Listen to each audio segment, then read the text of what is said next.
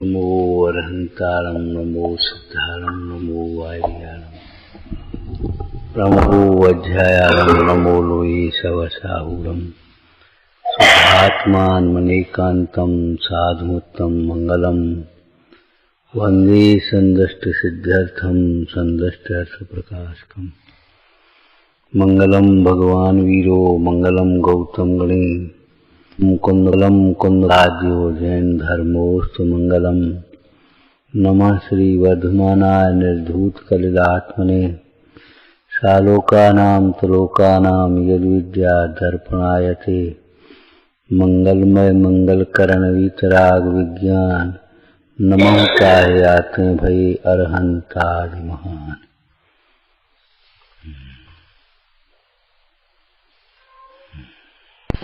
अर्थात ज्ञानमय ही रहने वाला, ज्ञाता ही रहने वाला, कितने ही परिवर्तन हो जाए,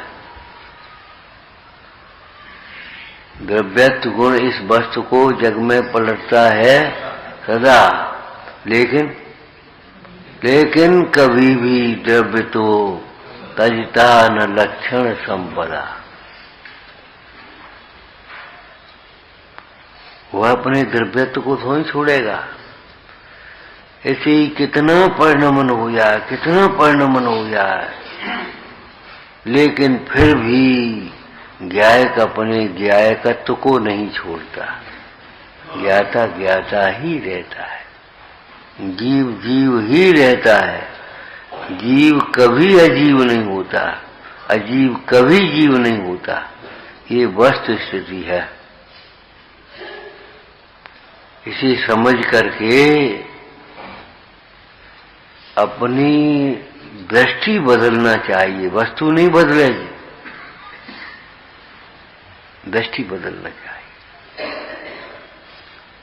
कहते आस्ताम बहिरुपाधि, ये बाहर की उपाधि तो दूर रहे, इससे हमें क्या प्रयोजन है। बाहर की उपाधि तो दूर ही रहे।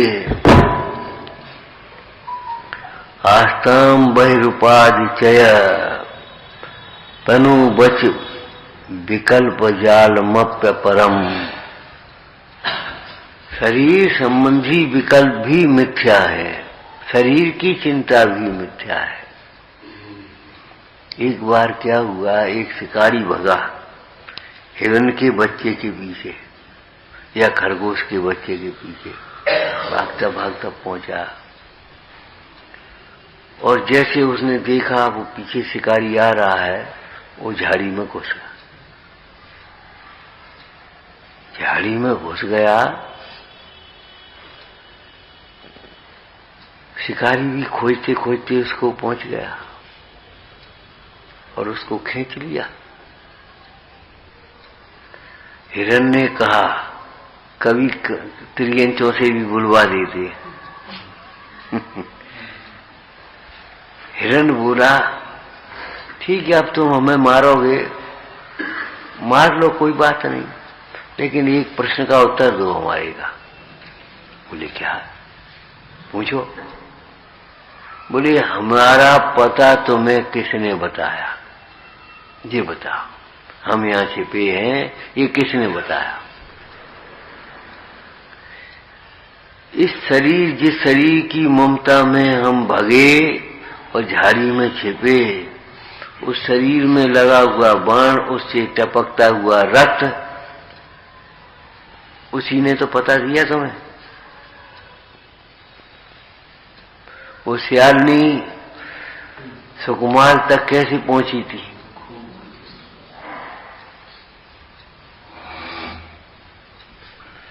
बोले देखो, जिस शरीर की ममता से हम भगे हैं और यहाँ छिप रहे हैं, छिपते फिर रहे हैं, जब वो शरीर का रक्त ही हमें हमारा पता तुम्हें दे रहा है, अब बताओ किसका विश्वास करें, किसका भरोसा करें, किसका आसरा करें, किसकी शरण है? सोचो। अरे शरीर का घात शरीर के लिए, परद्रव्य निकटवर्ती परद्रव्य शरीर है, जिस शरीर में केवल ममत्व ही नहीं है, एकत्व भी है। और शरीर अगर अलग कर दिया जाए माने अलग जाना जाए, अलग तो है ही, तो फिर कोई पदार्थ अपना सिद्ध नहीं होता। ये सारे नाते शरीर के साथ चलते हैं, सारे विकल्प शरीर के साथ चलते हैं। आपको कहा था पहले, देखो शरीर के लिए कपड़ा, कपड़ा के लिए बक्सा, बक्सा के लिए ताला, ताला के लिए कमरा, कमरा के लिए पैसा, पैसा के लिए व्यापार, माने ये सारे संबंध शरीर। एक बड़ी मर्म की बात है, जहां दे अपनी नहीं तहां न अपना को। तो प्रकट जो दे धन धामा, क्यों होए मिल एक सुत रामा। ये तो प्रकट भिन्न दिखाई दे रही है, तो शरीर प्रकट भिन्न नहीं है। अरे भाई शरीर प्रकट भिन्न है, फिर भी उसका संश्लेष संबंध है, और ऐसा लगता है ये शरीर अलग है तो शरीर खूटी पे टांगया और अपना आकर के आया। नहीं नहीं, इतना निमित्त नैमित्तिक संबंध है कि शरीर को परद्रव्यों के भांति ऐसे अलग नहीं किया जाएगा। शरीर को भिन्न जानने वाले इन संतों का भी शरीर रहता है आयु पर्यंत, भगवंतों के अरहंतों के भी शरीर आयु पर्यंत रहता है।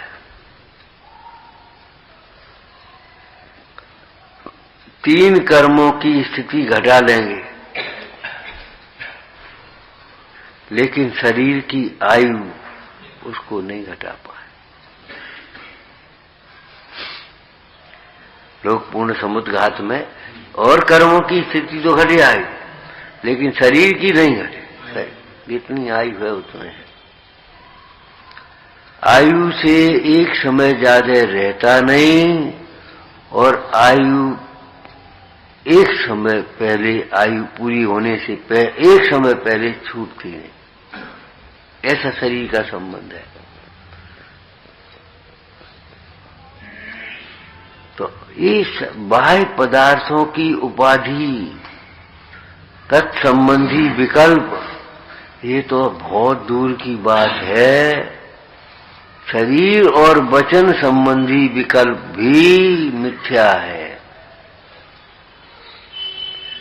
अगर हम इन व्यवहारिक संबंधों को दूर करें, उनकी चर्चा न करें, दूर करें माने उनकी चर्चा न करें, तो जिस प्रकार ये पड़ोसी भिन्न हैं, जिस प्रकार ये बाह्य पदार्थ भिन्न है, उसी प्रकार शरीर भी भिन्न है।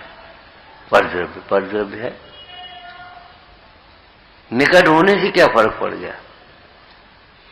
एक चर्चा पहले की थी कि तुम्हारे मकान में ही किराएदार रह रहे ऊपर नीचे, तुम ऊपर रह रहे वो नीचे रह रहे, उससे क्या फर्क पड़ेगा? आखिर किराएदार तो किराएदार है, भिन्न है। तुम्हारे कुटुंबी तो नहीं है, परिवारीजन तो नहीं है, वो अलग हैं। उनसे क्या संबंध? उनका सूतक पातक अलग, तुम्हारा सूतक पातक अलग। क्षेत्र संबंधी भिन्नता को गौण करके भाव संबंधी भिन्नता का विचार करना। शरीर संबंधी द्रव्य अलग है, शरीर का द्रव्य अलग, आत्मा का द्रव्य अलग। शरीर और आत्मा का एक क्षेत्र अवगाही संबंध होने पर भी शरीर का क्षेत्र अलग और आत्मा का क्षेत्र अलग, दोनों अलग अलग।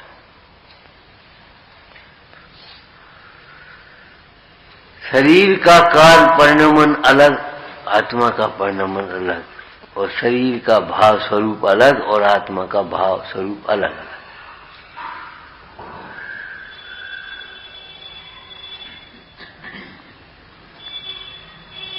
कहां विकल्पों में उलझे हो?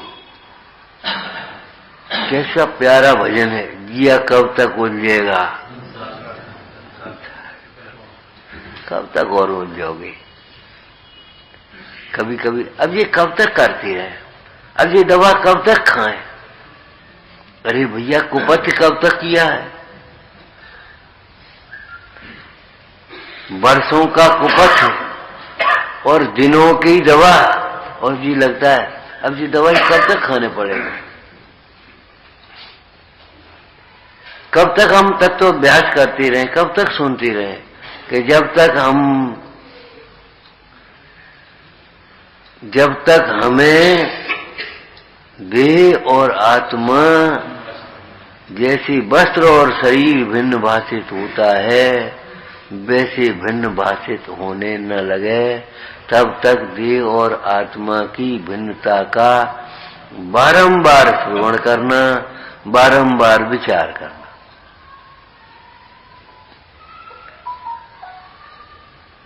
बाह्य उपाधि तो भिन्न, आधि व्याधि उपाधि इन बाह्य पदार्थों की उपाधि है, और इन संबंधी जो विकल्प है वो आदि। ये जो उपाधि है वह मानसिक विकल्पों का निमित्त है, शांति का निमित्त नहीं है।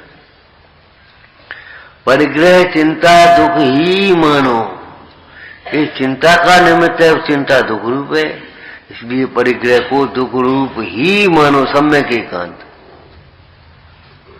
अभी प्रवचन सार जी शाम को देख रहे थे, बाह्य हिंसा हो भाव हिंसा न भी हो, लेकिन परिग्रह का ग्रहण बिना विकल्प के, बिना मूर्छा के नहीं होता। इसलिए जहां परिग्रह का ग्रहण हो रहा है वहां अंतर में राग तो है। साहब सम्यक दृष्टि को राग नहीं होता। अरे भैया सम्यक दृष्टि को राग नहीं होता ये बात ठीक नहीं है। सम्यक दृष्टि को रुचि नहीं है, और रुचि नहीं है तो फिर अनंतानुबंधी का राग नहीं है। लेकिन राग नहीं है ऐसा नहीं है, अगर राग नहीं है तो रागादिक भाव का अभाव करने के लिए वे क्यों संयम को धारण करते हैं? उस अशुभ राग से बचने के लिए क्यों शुभ राग में प्रवृत्ति करते हैं?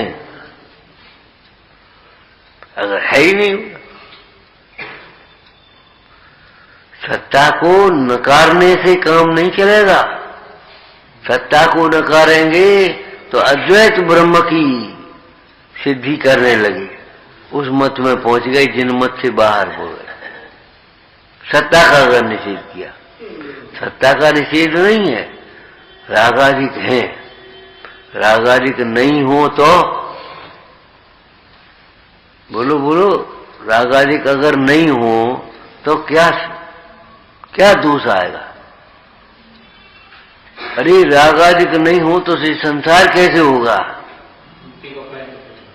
मुक्ति का उपाय की बात ही नहीं, पहले संसार ही कौन होगा? संसार का अभाव सिद्ध होगा अगर रागादिक भाव नहीं है तो। अगर कोई कहता क्या होता है कर्म फर्म, क्या होता है? अगर कर्म की नहीं होते तो ये भिन्नताएं दिखाई देती हैं नाना प्रकार की, वो भिन्नताएं नहीं होती। भिन्न भिन्न शकलें नहीं होती, भिन्न भिन्न अकलें नहीं होती, भिन्न भिन्न परिस्थितियां नहीं होती, भिन्न भिन्न अवस्थाएं नहीं बनती। ये सब कर्म जनित अवस्थाएं हैं।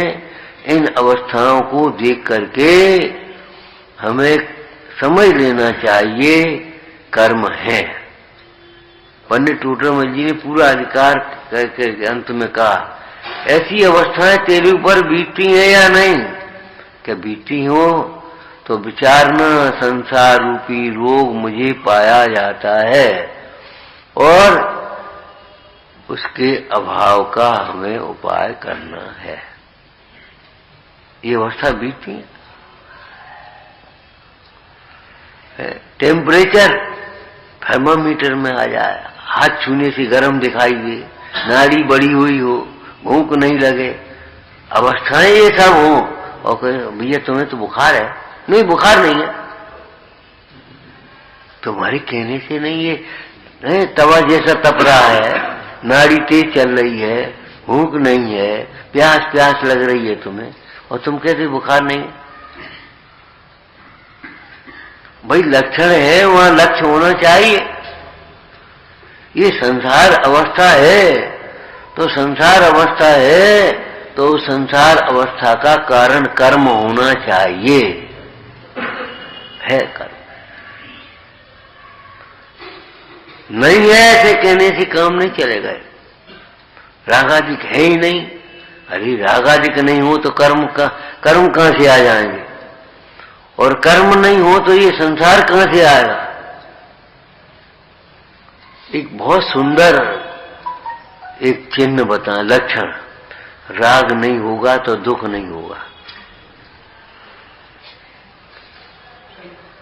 राग नहीं होता तो दुख नहीं होता, और दुख हो रहा है इसका मतलब राग है। नहीं, हमें राग नहीं है, राग का उसे नहीं हमें। कहने से कैसे काम चलेगा, राग नहीं है। राग की सत्ता का नकार मत करो, राग को अपना स्वभाव मानने का निषेध है। जैन शासन में ये नहीं कहा राग नहीं है, ये कहा राग जीव का स्वभाव नहीं। ये नहीं कहा छह द्रव्य नहीं है, छह द्रव्य अपने नहीं है। ये विश्व नहीं है, ये नहीं कहा। ये विश्व ईश्वर के द्वारा किया हुआ, किसी के द्वारा किया हुआ नहीं है। अब को विश्व ही नहीं है तो फिर ये क्या है, सामने दिखाई दे रहा है कि ये ईश्वर की माया है। ईश्वर की माया, ईश्वर में माया नहीं होती, माया में ईश्वर नहीं होता। ये तो हमारी देश की आम भाषा है, माया में राम नहीं, राम में माया नहीं। माया वाले को राम नहीं मिलेगा, और राम के चाहने वाले को माया की ममता नहीं होगी।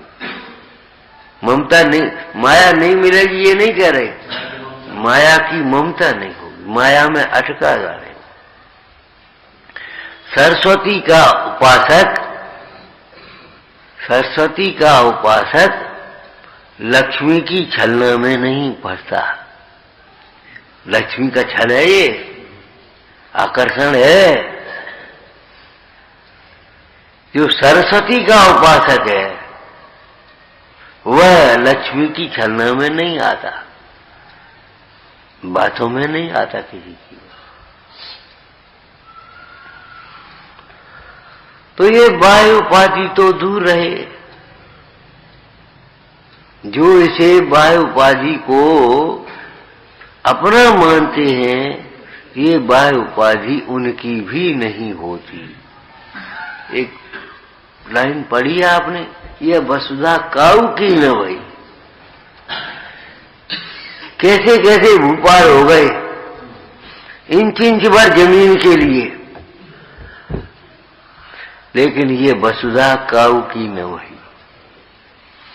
अरे भाई, अंतरिक्ष पर यात्रा करने की तैयारी करने वालों को सोचना चाहिए, क्या वसुधा पर प्रेम से रहना नहीं आ रहा, शांति से रहना नहीं आ रहा, विज्ञान करना नहीं आ रहा, अंतरिक्ष को देख रहे।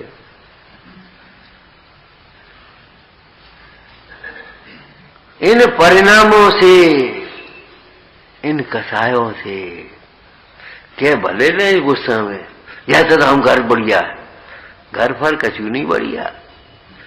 इन परिणामों से घर में भी शांति से नहीं रह पाओगे। ऐसी कसाएं अगर घर पर करोगे तो घर पर भी दुखी होगे। और ये कसाएं छोड़ दो तो घर जाने की जरूरत नहीं है, यही घर है तुम्हारा।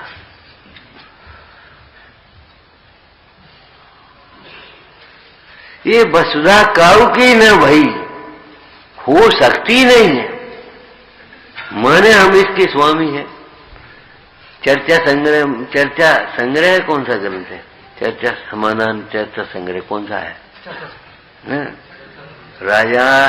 राजाओं को देख करके पृथ्वी हंसती है, राजाओं को देख करके पृथ्वी हंसती है कि ये भूस्वामी कहलाते, भूपाल कहलाते हैं, भूपति कहलाते हैं, और सब मरने के बाद भूमि में ही समा गए। राजाओं को देख करके पृथ्वी हंसती है कि कैसा अभिमान है इनको, अपने आगे किसी को समझ ही नहीं रहे। हमारी इतनी जायदाद है, हमारी इतनी जमींदारी है, इतना बड़ा राज्य है। अरे दुनिया के नक्शे में चिन्ह तो लगा करके देखो कितनी है तुम्हारी जमींदारी। राजाओं को देख करके पृथ्वी हंसती है कि आखिर छोड़ करके चले ही तो गए, और क्या हुआ, सारे भूपति भूमि में ही समा गए, भूमि में ही समा गए, मट्टी में मिल गए। क्यों मिल गए मट्टी में? कि मट्टी ही थी इसलिए मट्टी में मिल गए, और उस मट्टी को अपना मान रहे थे। माटी का खिलौना एक दिन माटी में मिल जाए।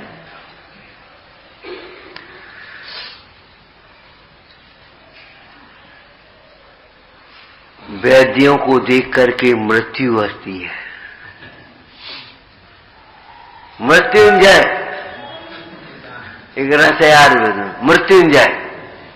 लेकिन उस मृत्युंजय आत्मा को कहते हैं। मृत्युंजय एक तीर्थ बना लो, मृत्युंजय का जाप कर लो, मृत्युंजय का विधान कर लो, ये सब कल्पना मात्र है। वैद्यों को देख करके मृत्यु हंसती है कि सारे बड़े बड़े धनवंतरी हो गए, अंत में मरण कोई प्राप्त नहीं, कोई औषधि काम नहीं आई, दवा वक्त में धरी रही, एक परदेसी हुआ रवाना, प्यारी काया पड़ी रही। वैद्यों को देख करके क्या नाम मृत्यु हंसती है। क्या देखो इतना बढ़िया शब्द लिखा है अमृतचंद स्वामी ने, घड़ा बनाने के अहंकार से भरा हुआ होने पर भी कुम्हार घड़े का करता नहीं है। घड़ा बनाने का अहंकार होने पर भी कोई कुम्हार, उसको हम स्पष्ट कर दें तो बालू का घड़ा नहीं बना सकता, बालू का घड़ा नहीं बना सकता।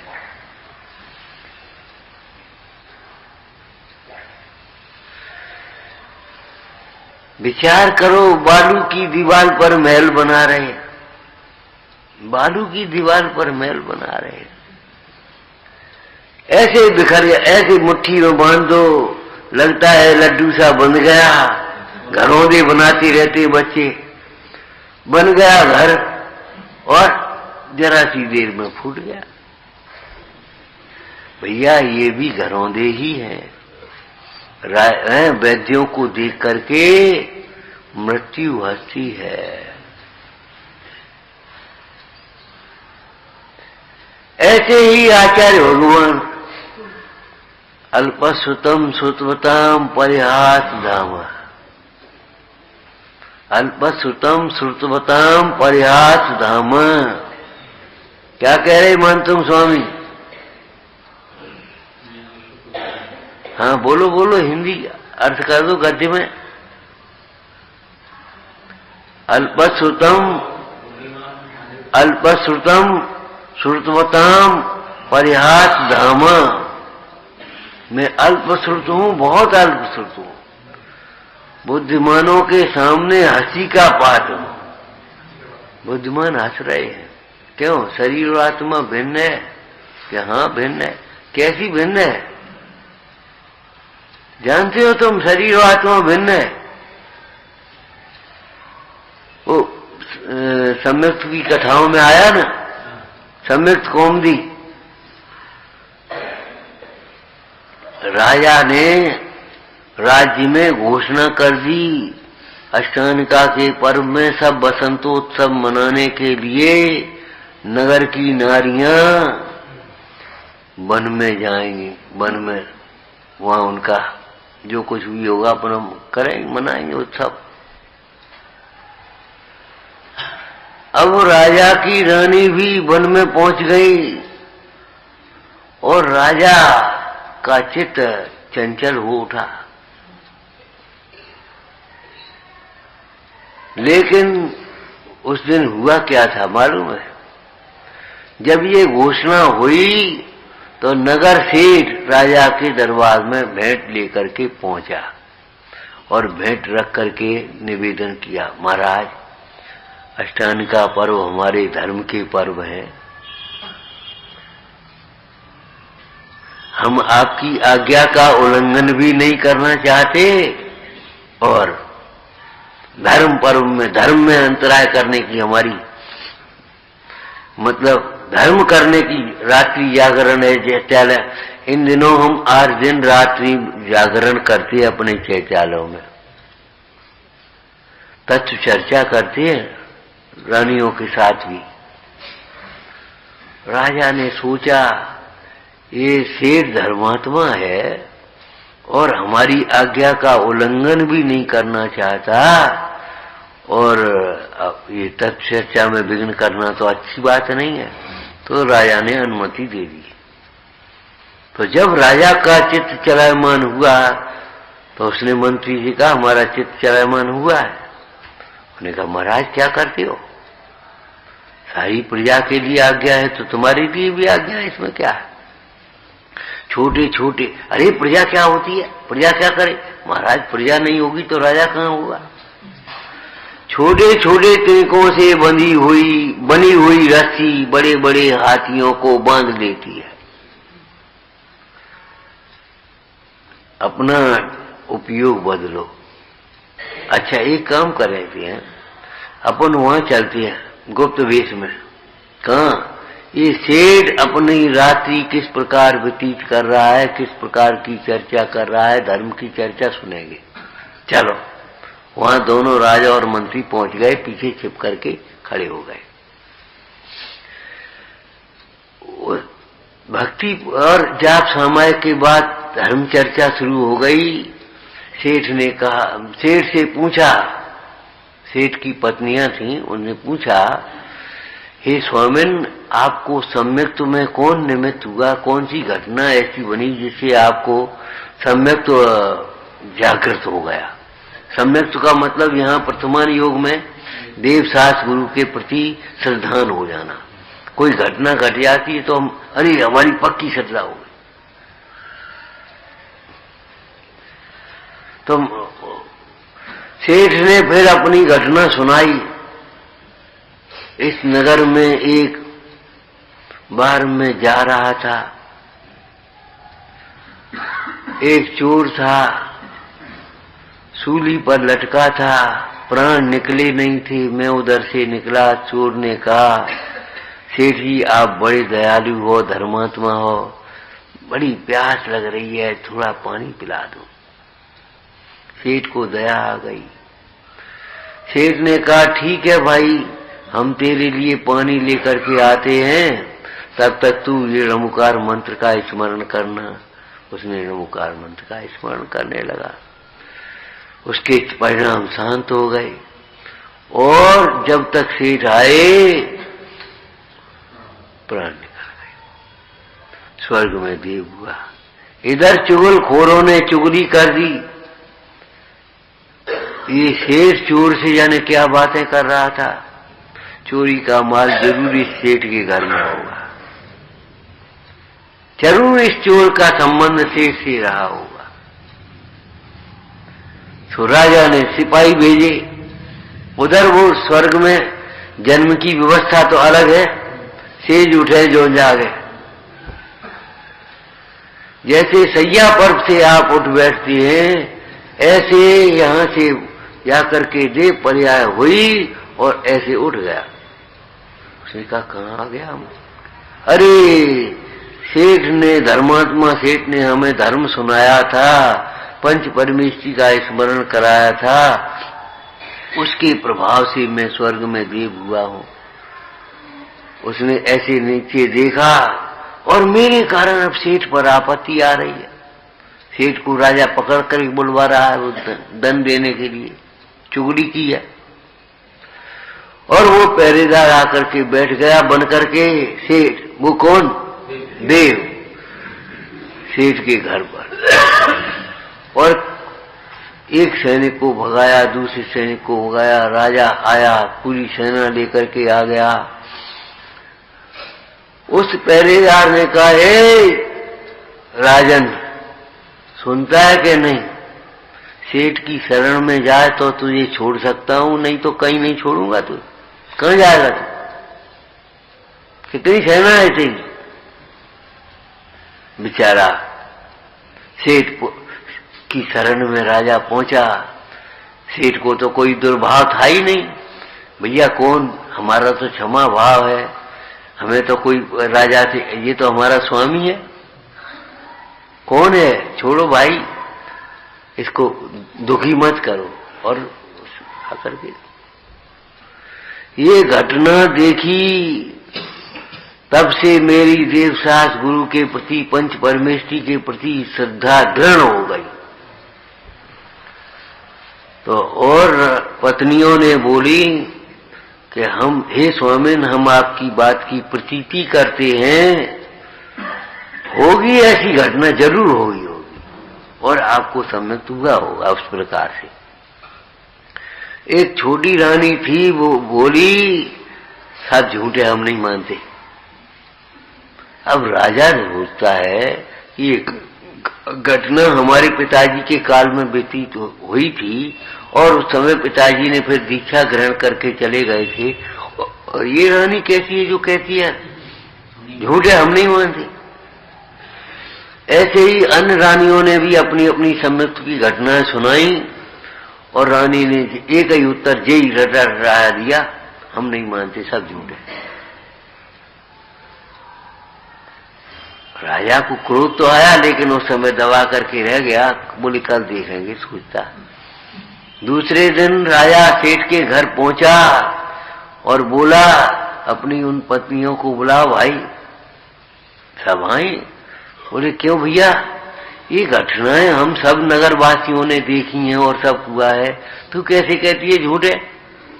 बोले हाँ, हम इसलिए कहते हैं, इन्होंने ये घटनाएं देखी, हमने तो सुनी है खाली, और हमारा ऐसा भाव हो रहा है कि हम दीक्षा लेकर के जा रहे हैं।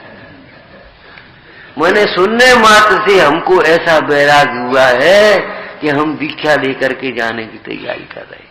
और जिन्होंने देखी है, सामने देखी हैं, और तो भी घर गृहस्थी में रचे पचे हैं, धंधे व्यापार में रचे पचे हैं। राजा सोचने लगा, अरे ये तो हमसे वो शैली अपनाना, आस्ताम, वो कहना अल्पसुतम सुतम परिहासम। कौन ऐसा ज्ञानी होगा जो देह और आत्मा को भिन्न सुन करके, भिन्न समझ करके, नए विभाग से ज्ञान रूप परिणमित न हो जाए। और ज्ञान रूप परिणमित न हो जाए माने ज्ञान के साथ वैराग्य रूप परिणमित न हो जाए। मैंने हे भगवान, मैं आपके सामने खड़ा और आप जैसा नहीं हो पा रहा हूं, मैंने अपने स्वरूप में लीनता नहीं हो रही है, इसलिए हंसी का पात्र लिखा हूं। परिहास धाम, श्रुतमताम परिहास धाम। श्रुत का फल क्या है? श्रुत का फल क्या है? श्रुत का फल वैराग्य है। अगर श्रुत का फल नहीं आया तो श्रुत का मतलब क्या हुआ? उस दिन हमने कहा था ना, हम तो ये रोज सुनते हैं और सुनते हैं, ज्ञान सुनी करते रहते हैं। सुनने का मतलब सुना सो समा गया, कहने के लिए कौन रुकेगा फिर? कोई अपने मुंह से ये कह सकता है हम मौन है? कह सकता है? कह के बताओ। फिर मौन ही नहीं होगा, और मौन होगा तो कहेगा नहीं।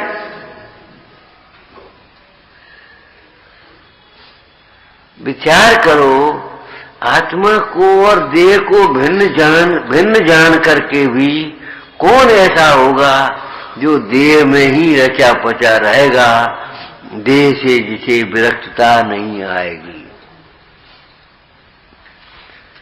अभी भिन्नता भाषित नहीं हुई, शब्दों से तो अपन कहते हैं, विचार में अनुकूलताओं में विचार भी कर लेते हैं, देह भिन्न है और आत्मा भिन्न है, लेकिन देह और भिन्नता, आत्मा की भिन्नता भाषित होने का अर्थ क्या है?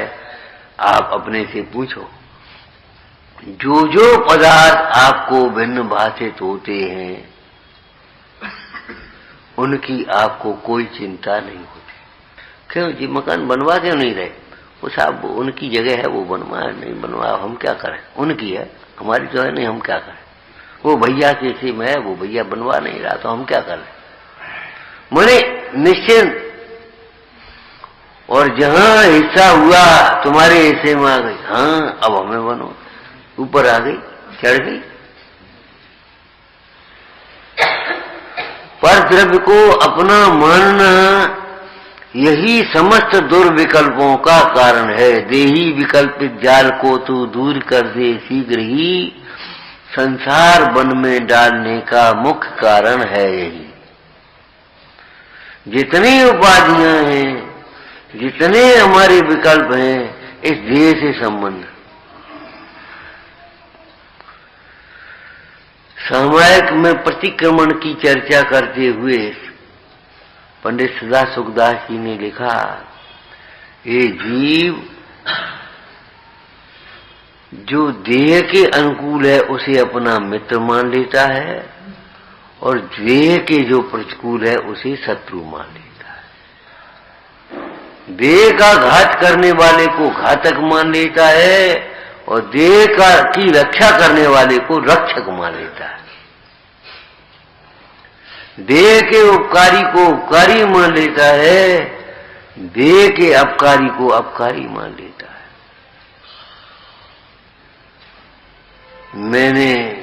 जिसने मेरे दोषों को कह दिया, मेरे गुणों, मेरी प्रशंसा नहीं की, मेरी सेवा में मन प्रवर्तित हुआ, जो मेरे लिए देह के हिसाब से अनुकूल रहा, उसे मैंने अपना मित्र मान लिया, उसे शत्रु मान लिया। अनुकूल प्रतिकूल माने अनुकूल और प्रतिकूल की कल्पना हमारी देह के आधार से हो रही है।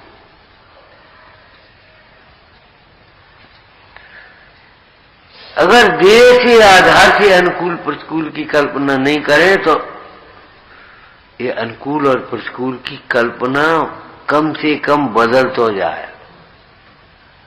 याद है उस दिन क्या कहा था? ज्ञानी को इष्ट का वियोग नहीं होता। ज्ञानी को कभी अपने इष्ट का वियोग नहीं होता। ध्यान रखना, क्या लिखा है ना आर्थ ध्यान कि ज्ञानी को अपने इष्ट का वियोग क्यों नहीं होता? अरे भैया, ज्ञानी वियोग होने वाले पदार्थों को इष्ट मानता ही नहीं। ज्ञानी कभी निराश नहीं होता। ज्ञानी कभी निराश नहीं होते। क्यों? ज्ञानी पर से पहले ही आशा नहीं करते। एक बालक कह रहा है कि हम कभी फेल नहीं हुए। बेटा पढ़े कितने कि हम स्कूल ही नहीं गए।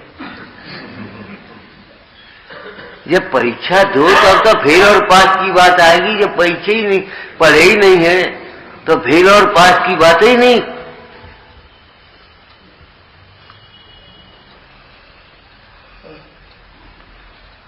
जब संयोगों से आशा करें तब निराश होते। जब होकर निराश सब जग भर से, अब सिद्ध शरण में मैं आया। निराश होकर के क्यों शरण में आया? कि पहले हमारी आशा थी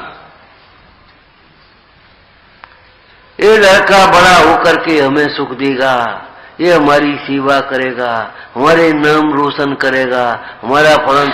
आशा है। लौकिक में कह भी देते हैं हमें तुमसे बहुत आशा है। कोई आशा लेकर के जब हम किसी के पास जाते हैं और आशा पूरी नहीं होती तो निराश करके लौटते हैं। जाते समय कैसा चेहरा और लौटते समय कैसा चेहरा रहता है, उन भावों को पढ़ो, सोचो। और जब हम वैसे ही मिलने के लिए चले गए, आशा ले, कहो कैसे आए, कुछ नहीं, वैसे ही मिलने चले आए, दर्शन को चले आए, कोई काम कुछ नहीं। तो आप बता, उस समय निराशा होती है कभी हमें? जो पर पदार्थों की से कुछ आशा करता है वह पर पदार्थों की ओर से निराश होता है। निश्चित है, निश्चित। पर द्रव्यों से आशा करने के फल में तुम्हें निराशा मिलेगी ही मिलेगी। और जिसे आशा पहले से ही नहीं है वो निराशा का ही। जो कभी जिसको संयोग ही नहीं हुआ उसको वियोग कहां से होगा? जिसने संयोग के काल में ही संयोग को भिन्न जान लिया उसको भिन्न होने का भय कहां से आएगा? समाधि मरण में ये पंक्ति आई है, जो मरण के समय में भिन्न होगा ऐसा शरीर तो मैंने पहले से ही भिन्न जान लिया है, और मेरा आत्मा के ज्ञान दर्शन चैतन्य प्राण वह मेरे से भिन्न होंगे नहीं, इसलिए मुझे मरण का किंचित मात्र भी भय नहीं।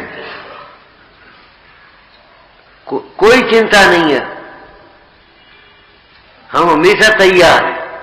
आ जाओ, मृत्यु शरीर का ग्राहक है, आत्मा का ग्राहक नहीं है। मैंने उस आत्मा की शरण ली है, आत्मा को अपना जाना है जो कभी अलग होता ही नहीं, जो कभी मलिन होता ही नहीं। हमको कछु भय नहीं, एक भजन पढ़े होंगे आपने, हमको कछु भय नहीं। क्या आगे बोलो? जान लियो संसार। क्या जान लिया? क्या जान लिया बताओ? कि संसार उसको होता है जो अपने सार से खिसकता है। संसारणम संसारम, संसारणम संसारम।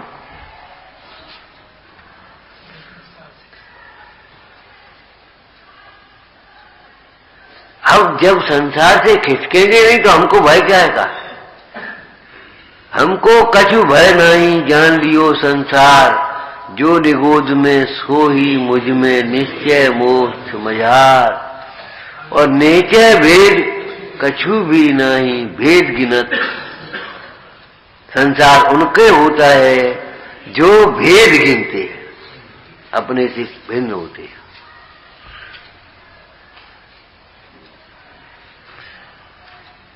निगोद में, मुझ में और सिद्ध दशा में आत्मा आत्मा ही है, भेद कहाँ है?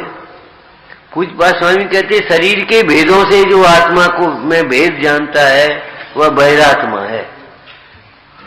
क्यों? शरीर के भेदों से आत्मा में भेद नहीं होते।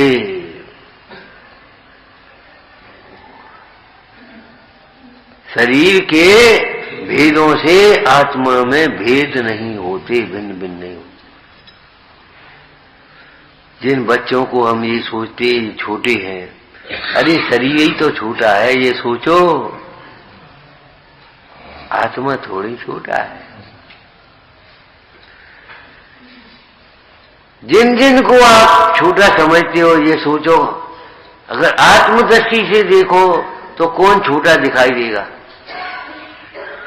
इतने लोग बैठे अपन सब, किसी की कोई भी एक भी इतना भी छोटा नहीं है किसी अपेक्षा। वो अपेक्षा व्यवहार अलग लगा लेना, किसी अपेक्षा। कैसे? अगर द्रव्य को देखें तो सब जीव है, क्षेत्र को देखें तो सब असंख्यात प्रदेशी है, एक भी प्रदेश कम नहीं है। काल की अपेक्षा देखें तो सब अनादि अनंत है, और भाव की अपेक्षा देखें सब में अनंत गुण है, सब गुणों के समूह है। अब बताओ क्या अंतर है? अंतर यही ऊपरी ज्ञान। ये सब ऊपर ऊपर की डिजाइनें अलग हैं, माल तो एक ही है। ये एक ही भाव, ये हरा कपड़ा, ये लाल कपड़ा, ये पीला कपड़ा, क्या भाव? कि एक ही भाव है। क्यों? कि रंग अलग अलग है, कपड़ा क्वालिटी एक ही है, रंग अलग अलग है। ऐसे ये शरीर अलग अलग हैं, और जो शरीर अलग अलग हैं वो हमसे अलग है। जो अलग अलग हैं, अलग अलग माने भिन्न भिन्न प्रकार के हैं, छोटे बड़े हैं, काले गोरे हैं, मोटे पतले हैं, वे शरीर तो आत्मा से अत्यंत न्यारे हैं। क्या फर्क पड़ेगा इस बल्ब को एक घड़े में रख दें इतने छोटे से में, और एक हॉल में रख दें, क्या फर्क पड़ेगा? हॉल में रखेंगे उसका प्रकाश हॉल प्रमाण, और घड़े में रखेंगे तो उसका प्रकाश घड़े प्रमाण है। लेकिन बल्ब में अंतर क्या है? घड़े में रखने से 100 वाट का बल्ब 0 वाट का नहीं हो जाएगा, और हॉल में लगा देने से बस 0 वाट का बल्ब 100 वाट का नहीं हो जाएगा। वो 0 का है वो 0 का रहेगा, 100 का है वो 100 का रहेगा भाई। ऐसे असंख्यात प्रदेशी आत्मा चींटी के शरीर में हो, चाहे हाथी के शरीर में हो, चाहे 1000 योजन के महामत्स्य के शरीर में हो, चाहे 500 धनुष की ऊंचाई हो। आदिश्वर की ऊंचाई कितनी? 500 धनुष, और महावीर स्वामी अब का फर्क पड़। लेकिन ध्यान रखना, महावीर स्वामी का आत्मा भी असंख्यात प्रदेशी, और आदिश्वर का आत्मा भी संख्यात। महावीर स्वामी के आत्मा में भी अनंत गुण, और यहां भी अनंत गुण आदिनाथ के में। उनके भी अनंत चतुष्ट है, और इनके भी अनंत चतुष्ट है। ज्ञान अनंत, दर्शन अनंत, सुख अनंत, वीर अनंत। क्या अंतर पड़ेगा? क्या फर्क पड़ता है? किसी जीव को छोटे से छोटा समझ करके कभी तिरस्कार मत करना। कभी ये मत सोचना कि क्या समझेगा ये छोटा है। कभी कभी बहुत भ्रांति हो जाती है। एक वयोवृद्ध बाबा जी बैठते थे स्वाध्याय में, आ गए सो बैठते थे, रोज आते थे बैठ। हम सोचते थे क्या समझते होंगे बेचारे, ठीक है सुन रहे अच्छी बात है, लेकिन क्या समझते होंगे। लेकिन जब उन्होंने एक दिन बुलाया और बोले भैया समाधि करनी है। समाधि करनी है? समाधि करनी है? कैसे? तो बताओ क्या करना पड़े। देह और आत्मा की भिन्नता तो हम रोज समझते ही हैं। अब देह की स्थिति ज्यादा तो है नहीं, भाषित तो हो रही है हमें, अब देह छूटेगी। हमारा उपयोग चल विचल न हो, इसके लिए संबोधन की जरूरत है, समाधि करनी। हमने सोचा बता, हम सोचते थे ये क्या समझते होंगे बेचारे, ये देव और आत्मा को भिन्न समझते। अरे इन आचार्य भगवंतों के वचनों का स्मरण करो। जो देह से भिन्न आत्मा को समझते हैं वे क्या नहीं समझते, क्या नहीं समझते, वे सब समझते। अल्पकाल में सर्वज्ञ होने वाले। और जो देह से भिन्न आत्मा को नहीं समझते वे क्या समझते हैं, वे भले समझते रहे, हम बहुत समझते हैं, हम बहुत समझदार हैं। भजनकार कवि तो इतने ऐसे शब्द लिख रहे हैं, ऐसी समझ के सिर धूल, धूर मने धूला, ऐसी समझ के सिर धूर। तुम अपने को समझदार मान बैठे हो। देह में रचे बचे। पंडित अब की बहुत बढ़िया सीजन चला, 50 लाख कमाए। अरे मूर्ख, 50 लाख के पीछे 4 महीने कमा दिए। 4 महीने से स्वाध्याय नहीं किया, जल्दी जल्दी भाग के थाली में द्रव्य फेंक के भगा, पूजा नहीं करी ढंग से। 4 महीने ढंग से रोटी नहीं खाई। 4 महीने बात मत करो, बोलो नहीं, फुर्सत नहीं अब।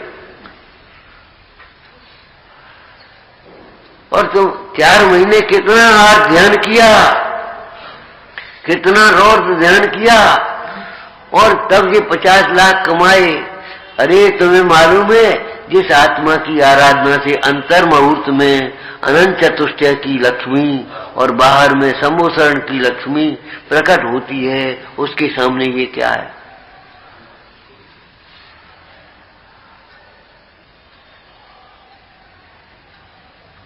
कहां अंतर मुहूर्त और कहां 4 महीने? तुम ऐसे कह रहे 4 महीने से। बाबा जी कभी कभी सुना देते थे। एक बार भोजन करने गए तो वैसे ही मन आ गया, तो हमने पूछा, क्या भैया छन्ना मन्ना कहाँ है तुम्हारा, पानी का छन्ना?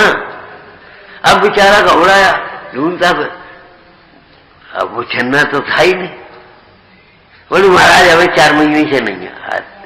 अब तुमने चौका लगाया, 4 महीने छन्ना नहीं है तेरा चौका श्राव को लायक नहीं है, त्यागी लायक तो बहुत बड़ी बात है। 4 महीने छन्ना ही नहीं है, क्या भाई 4 महीने से नहीं? क्या भैया स्वाध्याय अब 1 महीना से नहीं करो। 1 महीना ऐसा समझ लिया जैसे खेल खिलौना हो गया। एक क्षण भी चैतन्य का विस्मरण नहीं होना चाहिए। चैतन्य का विस्मरण ही वास्तव में मरण है, भाव मरण।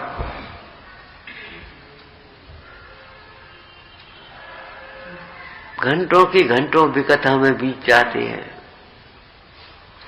सारी जीवन का लेखा अगर लिखा पढ़ी करें, अपन खाता वही निकालें, तो इतनी आयु हमारी काय में गई। जेती आयु तेती ताका लेखा कर दुखा, तो आदि तो सोवत अकारत ब्याजी। आदि में अनेक रोग, बाल वृद्ध दशा भोग, और वो संयोग में केती बीत जाए रे। कहाँ चली गई? कितना समय बचपन में ना समझी में गया, कितना फिर विषय भोगों में, कमाने धंधे फंदे में गया, कितना विकथा में गया, कितना सोने में गया। समझदार लोगों ने कहा जैनियों के आधे उपवास तो वैसे ही हो जाते हैं। रात्रि में कुछ खाया नहीं तो आधे दिन आधा तो उपवास वैसे ही हो गए। मैं कहा ज्यादा कम हो गया पेट में तो वैसे ही पच जाता है। जो राग से दूर भागते हैं, रोग उनसे दूर भागते हैं। जो राग से दूर भागते हैं, रोग उनसे दूर भागते हैं। हम इनका क्या बिगाड़ लेंगे? हम इनको कैसे दुखी करेंगे? हम इनको कैसे जीतेंगे? विचार करो, हमारा जीवन कहाँ जा रहा है? और बड़ी शान से बखान कर रहे हैं हम। विश्व में देखने और दिखाने लायक एक शुद्ध आत्मा है, दूसरा कुछ नहीं। जिसको कुंद कुंद स्वामी ने दिखाने की प्रतिज्ञा की, दर्शाऊं एक विभक्त को, आत्मा तणे ने वैभव से। मैं अपने निज वैभव से आत्मा को दिखाता हूं। अर्थ क्या हो गया? इसका मतलब आत्मा को दिखाते नहीं है, देखते हैं। दिखाते नहीं है, देखते हैं। अरे निज वैभव माने ज्ञान का वैभव। निज वैभव से देखा जाता है कि दिखाया जाता है? निज वैभव से देखा जाता है कि दिखाया जाता है जसवाल, और देखते हैं तब देखने के जिज्ञासुओं को देखने में निमित्त होते हैं, तो दिखाया जाता है, ऐसा कहा जाता है।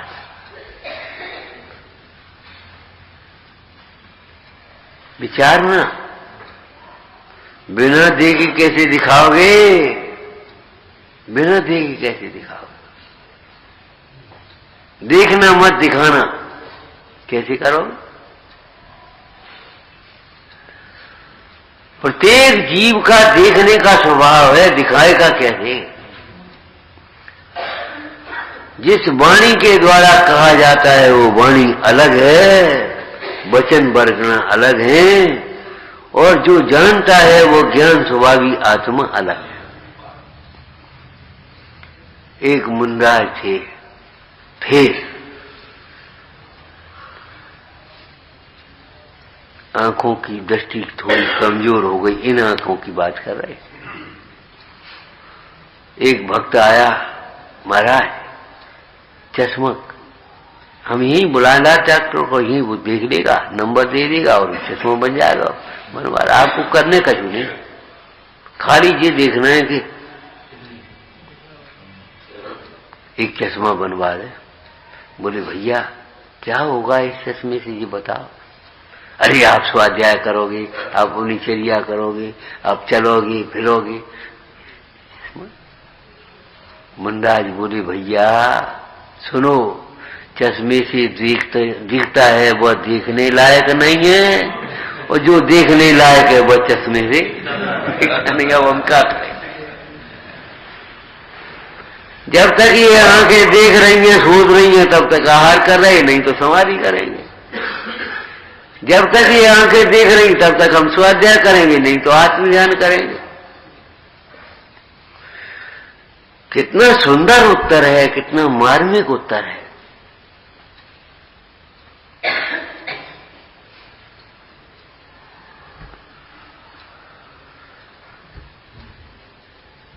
जो चश्मे से दिखता है वह देखने लायक नहीं। चलो देख लो। अरे क्या देख रहे हैं? देख लो क्या देख रहे हैं? चश्मे के भीतर घुसो। जो इंद्रियों से जाना जाता है वह जानने लायक नहीं है, और जो जानने लायक है वह इंद्रियों से जाना नहीं आता। इसलिए इंद्रिय ज्ञान ही है, इंद्रिय ज्ञान का अभिमान मिथ्या है।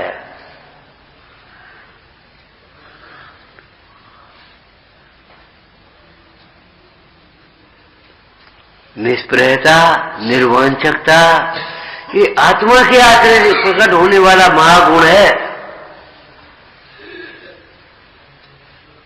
अगर हम शरीर को देखें और फिर कहें हाँ काम तो आएगी, बात आएगी। एक भूला वक्त पहुंच गया, एक 150-200 रुपए लेकर के महाराज ये रख ले।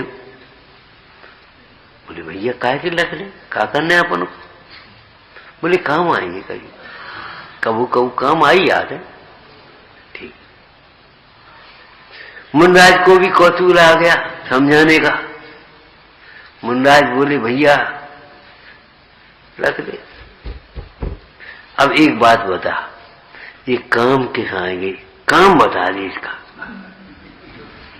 कौन से काम आएंगे ये बता, फिर हम रख लेंगे। अब बोले भैया कहीं भोजन के लिए कुछ सामग्री खरीदना नहीं, किराया देना नहीं, हजामत बनानी नहीं, कपड़े सिलवाने नहीं, काम का आएंगे ये तो बता। वो सोच शरीर की दृष्टि से देखते हो तो तुम्हें लगता है कि काम आएंगे,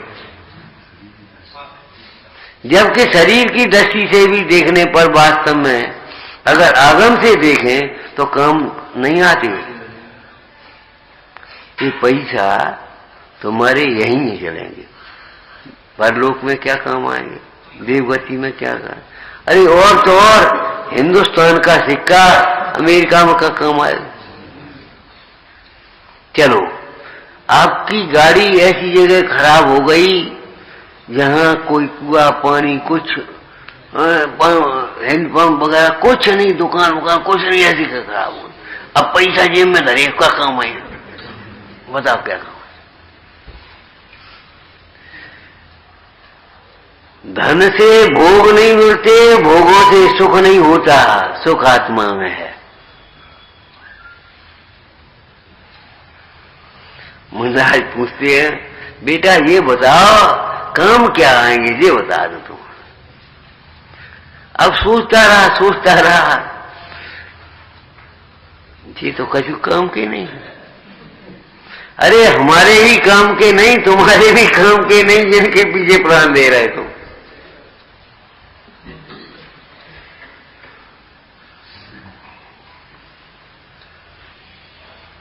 तुमने अभी अपना काम ही नहीं जाना। धन का संग्रह करना ये साधकों का कार्य नहीं है। क्या कहा? परिग्रह का संग्रह करना ये साधकों का कार्य नहीं है। साधकों का कार्य तो क्या है? अपने को आप रूप अनुभव करना, किसी प्रसंग में लोभ में नहीं फंसना, विकल्पों में नहीं फंसना। बहुत से आएंगे तुम्हारे पास, कछु नहीं, आपको कछु करने नहीं है, नेक कह दियो ने खाली, आपके प्रभाव से सब काम हो जाओ, आपने कह दियो, करने कछु नहीं आपको। उनने सोची ठीक है, अपनी कहा जे कह भी में कहा जे, इनको काम हो रहा तो हो जाए भैया, मंदिर कोई तो काम है, कौन इनके घर को काम? ठीक है कह दिए, और कह दिया भैया इस मंदिर के लिए, इस जीर्णोद्धार के लिए, इसकी वृद्धि के लिए, हाँ बोलो बोलो बोलो भैया जी, संग नहीं ले आओगे, दुनिया की बातें करें, बोलो क्या कह रहे, बोलो भाई। और हो गया इकट्ठा चंदा खूब। अब वे तो रखेंगे नहीं, बाबा जी तो रखेंगे नहीं, अब क्या करेंगे? रखेंगे तो जे या जे। अब जिन्होंने वो आप हमने तो आपके कई विषय दी थी, और बिना तो ऐसा करो, अच्छा भैया बुलाओ ने, और फिर हिसाब कौन है तुम? आप महाराज काय को हिसाब क्यों? अच्छा हटाओ इसको बना दो। काय में चले गए महाराज ने कुछ कह दियो, बस आपकी क्या हर्ज है? अरे हर्ज है हम क्या, हमारी जिह्वा कहने के लिए है, क्या कहने के लिए है? तत्व की निरूपण करने के लिए है। हम ये कह सकते हैं देह और आत्मा भिन्न भिन्न है, हम ये कह सकते हैं परद्रव्य दुख का कारण नहीं है, हम ये कह सकते हैं हमारा मोह हमारे लिए दुख का कारण है। इसके अतिरिक्त क्या करेंगे?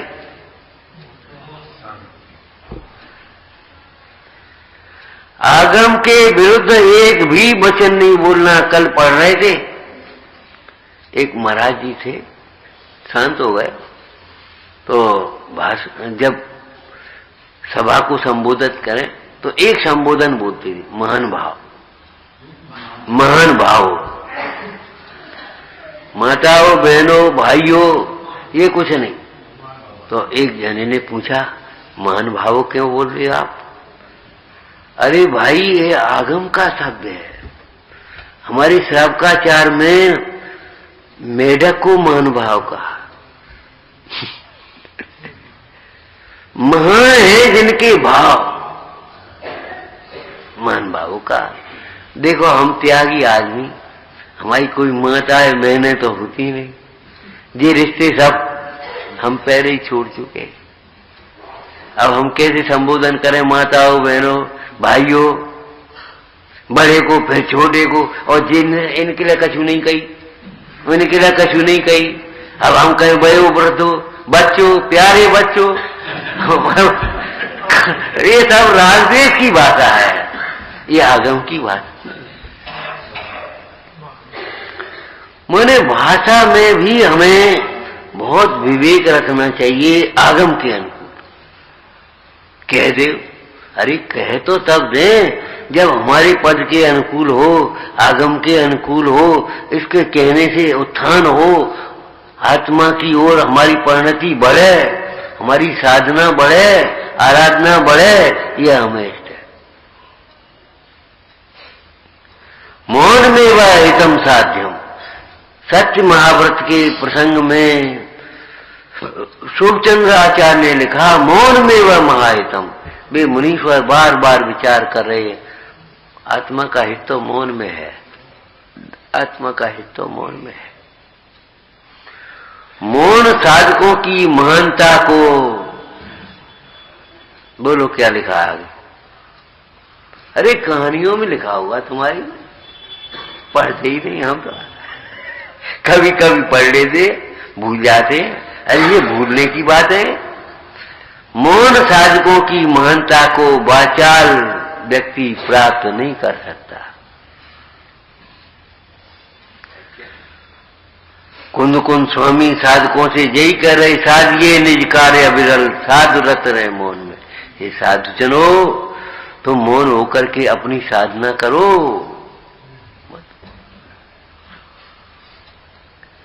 उपदेश का कार्य भी आचार्यों के लिए है, उपाध्यायों के लिए पढ़ाने का कार्य है। साधुओं को मन दे करके अपनी साधना करो, हमें कर लेने दें तुम्हें।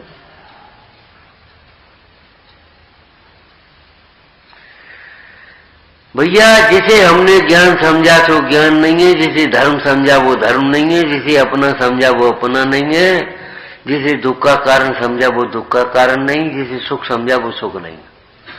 ये पक्की बात है, लिखी हुई बात नहीं है, खाली यथानुभूत बात है। आचार्य भगवंतों ने इसका प्रत्यक्ष अनुभव किया है, तब कहिए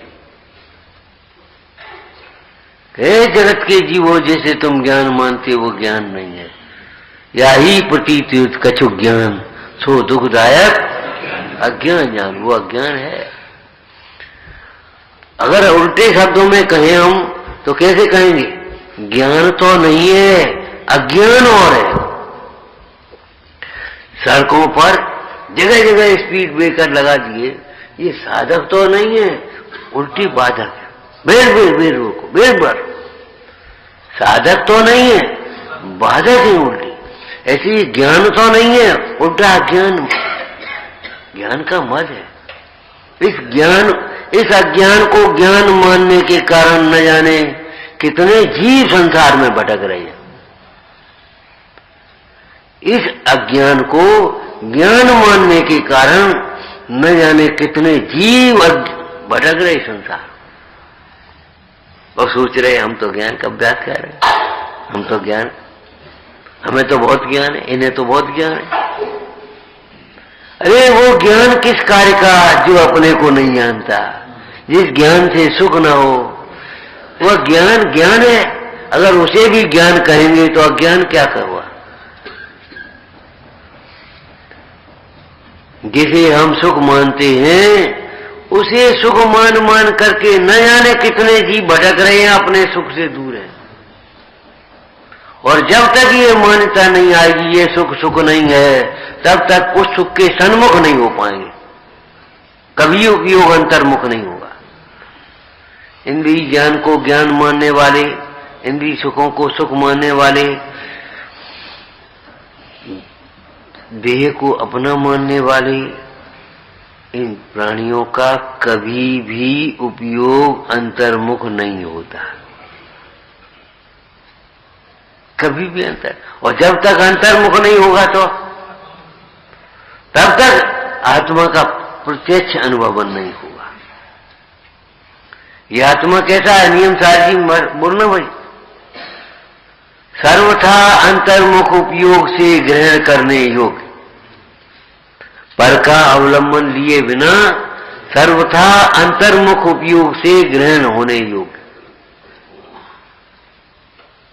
इतना भी अगर बाहर बहिर्मुखी उपयोग रहा, 5 टन 80 टन में साल है, इतना भी विकल्प अगर रहा तो निर्विकल्प नहीं हो पाएंगे। पदार्थ चाहे कितने बने रहे, और पदार्थ ज्ञान में भी भाषित होते रहे, लेकिन तत्संबंधी अगर विकल्प रहेगा तो भीतर उपयोग जाएगा ही नहीं, वहीं अटका रहेगा। इसलिए आचार्य भगवान बारंबार इस कथन को करते हैं, देह तुम नहीं हो, आत्मा सदा दर्पण के समान निर्मल है, और जो आत्मा के आश्रय से रहते हैं वे निर्मल